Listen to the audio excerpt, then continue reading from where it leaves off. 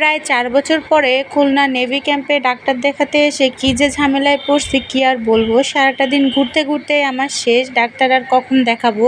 Last হয়তো 2022 সালে আসছিলাম, যখন তোহা এই পৃথিবীতে আসছে। তারপর আর কখনোই আসা হয়নি। আর এই 2026 সালে আসলাম। এই 4 বছরে সব কিছু অনেক পরিবর্তন হয়ে গেছে। তো আমি তো আগে আসিনি, আজকে প্রথমবার আসায় সব কিছু বুঝে উঠতেই আসলে আমার অনেকটা সময় লেগে গেছে।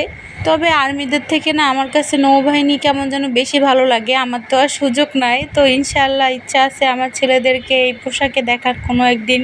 আল্লাহ যেন আমার মনের আশা পূর্ণ করে। এই চিন্তা ভাবনা থেকেই আসলে ছেলের বাবার কাছ থেকে আমরা চলে আসলাম। তার পিছে পিছে ঘুরে তো লাভ হবে না। আর আমাদের বাড়ি যেহেতু খুলনার কাছাকাছি বলবো না, অনেকটা দূরে, তবে খুলনা হচ্ছে আমাদের বিভাগীয় শহর। তো ইচ্ছা আছে এখানেই থাকা, ছেলেদেরকে এখানে স্কুলে ভর্তি করব, পার্মানেন্টলি খুলনাতে সেটেল হওয়ার ইচ্ছা আর কি। সকাল সকাল রেডি হয়ে তো তোহাকে নিয়ে বের হয়ে পড়লাম। আমরা আছি হচ্ছে টুটপাড়া, সেখান থেকে কালিশপুর যেতে বেশি একটা সময় লাগে না, সর্বোচ্চ গেলে হয়তো 15 থেকে 20 মিনিট। প্রায় 4 বছর পরে এই জায়গাটা দেখে না আমি অনেক বেশি ইমোশনাল হয়ে গেছিলাম, বিশেষ করে তোহাকে। এখানে ওকে প্রথম আমি কোলে নিয়ে বাড়িতে গেছিলাম।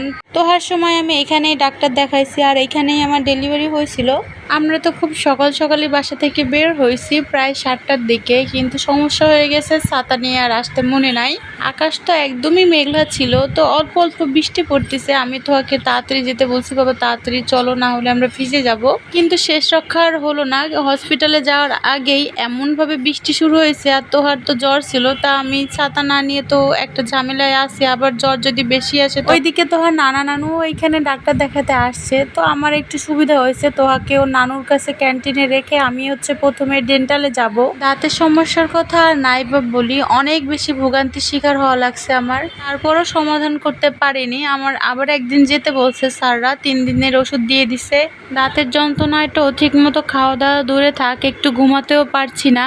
ফুল মুখের এক্সরে করেও স্যার ঠিক মতো বুঝতেই পারতেছে না যে এটা আমার দুধ দাঁত নাকি পার্মানেন্ট দাঁত। এখন আপাতত ওষুধ দিয়ে দেখছে, যেহেতু দাঁতে প্রচন্ড ব্যথা, তো ব্যথা না কমলে এরপরে এই দাঁতটা কি তুলে ফেলবে না রেখে দেবে, পরবর্তী দিন স্যার চিন্তা ভাবনা করে দেখবে। এজন্যই আর কি এখনো বাড়ি যায়নি, আরো বেশ কয়েকদিন খুলনা থাকবো, তারপরে এইসব কাজ শেষ হলে একবারেই বাড়ি যাব।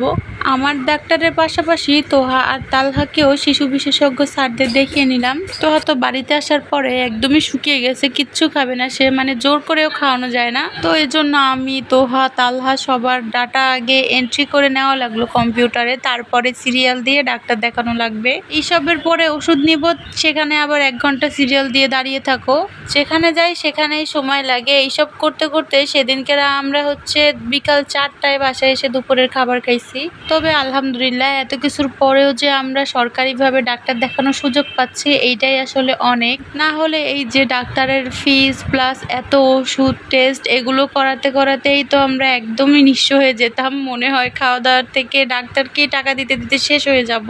শুধু আপনারা দেখেন, মানে 3 জনের আমাদের এতগুলো ওষুধ, সব সিরাপগুলো হচ্ছে তোহা তালহার, আর আমাকে তো অ্যান্টিবায়োটিক তারপর অন্যান্য ওষুধ দিছে। আমার তো ক্যাপসুল, আর তোহার হচ্ছে এতগুলো ওষুধ। তালহার বেশি না, 2টা।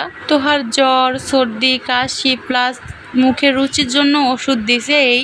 আর তালহার হচ্ছে গ্যাসের সমস্যা, এজন্য গ্যাসের ওষুধ দিয়ে দিছে। এখন আমরা 3 বেলা মা ছেলেরা আর কিছু করি আর না করি রেগুলার ওষুধ খাওয়া লাগবে।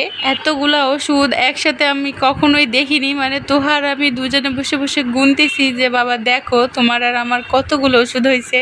আজকের মতো তো সকালে ডাক্তার দেখানোর কাজ শেষ করলাম। বিকালে তোহার ফুপির সাথে একটু বাহির হয়েছিলাম, বলছিলাম যে তালহার জন্য একটা দোলনা কিনবো চলো। আমি তো খুলনা অতটা ভালো চিনি না, ওদের বাসা যেহেতু এখানে, ও তো অবশ্যই চিনবে। তো কোথা থেকে কোথায় যে আমাকে নিয়ে যাচ্ছে, আমি শুধু ওর পিছে পিছেই হাঁটছি। প্রথমে ভাবছি যে নিউ মার্কেট যাব, পরে বলল যে না, ডাক বাংলায় হয়তো পাওয়া যাবে। এর মধ্যে পথে আবার এই বটি থেকে পছন্দ হইলো, তো ও নিয়ে নিচ্ছিল আমার শাশুড়ি আম্মুর জন্য। তবে ওর সাথে বাজারে যে অনেক লাভ হয়েছে, অনেক বেশি দামাদামি করতে পারে। আমি তো একদমই কিছু দামাদামি করতে পারি না, মুখের দিকে হা করে তাকিয়ে থাকি। এইখান থেকে এই কাজ শেষ করে তারপরে চলে গেলাম আমাদের মেইন কাজে। মেইন কাজ হচ্ছে দোলনা কেনা। তো অনেকগুলো দোলনা দেখে মোটামুটি এইটা পছন্দ হয়েছে। তালহা তো একদমই একদমই কোল থেকে নামতে চায় না, এজন্য বাধ্য হয়ে দোলনা কিনলাম। দেখি এখন একটু আমার শান্তি ফিরে আসে কিনা জীবনে। 2 ছেলেকে নিয়ে তো অবস্থা খুবই খারাপ আমার কখন যে সকাল হয় আর রাত হয় তা আমি নিজেই জানি না। দোলনা কেনা তো শেষ, আসার পথে তোহার ফুপি তোহার জন্য কিছু জুতা দেখতেছিল, মানে এখন তো সবাই এই জুতাগুলো কেনে, বাচ্চা থেকে বড় কেউ হয়তো বাদ নেই এই জুতাগুলো পরা থেকে। আমার বাসায় মনে হয় ছিল না, তোহার জন্য ওর ফুপি এখন কিনে দিল। এই হচ্ছে আমাদের সকাল থেকে বিকাল পর্যন্ত কাজকর্ম। আজকের মতো এখানেই সমাপ্ত করছি।